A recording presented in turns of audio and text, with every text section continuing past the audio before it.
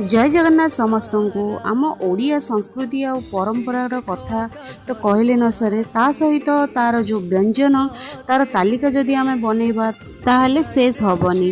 ता सहित पुणी आमर पिठापणार तालिका तो अलग रही जार स्वाद बनइबार प्रणाली कौन सी कल्चर रे भी नथिबो सबुठू नियारा सबको मिसेला परे गोटे कथा कहबा आमे ओडिया भारी बढ़िया। तो सबू पिठापणा मध्यरु मुआ पिठाटी होची अन्यतम जोटा कि होची आमे जदि वर्ष सारा आमे साधारणतः पिठापणा बनै न खाइले भी रज आसिले आमर सबू पिठापणा कथा मन पड़ी थाए।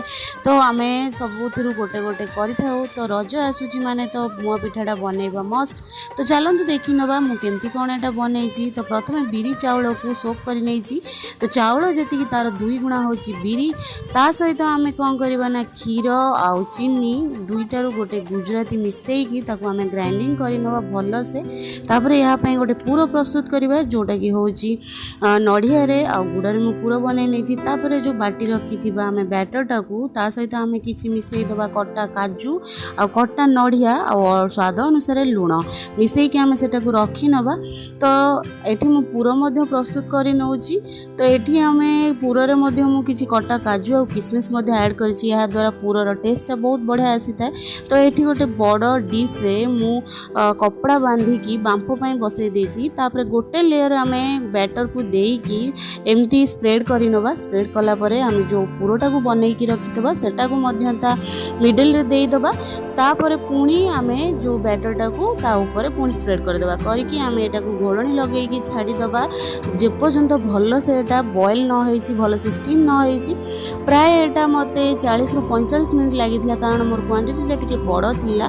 तो मु एठी देखौची देखंतु केते बढ़िया से एटा सिझीची। तो एठी आपण माने खाइबा सोडा मते ऐड करि परिबे पिठा को आहुरी फ्लफी बनेबा पई। मात्र मु विदाउट खाइबा सोडा रे बनैची तथापि मो पिठाटा बहुत परफेक्ट बनिथिला।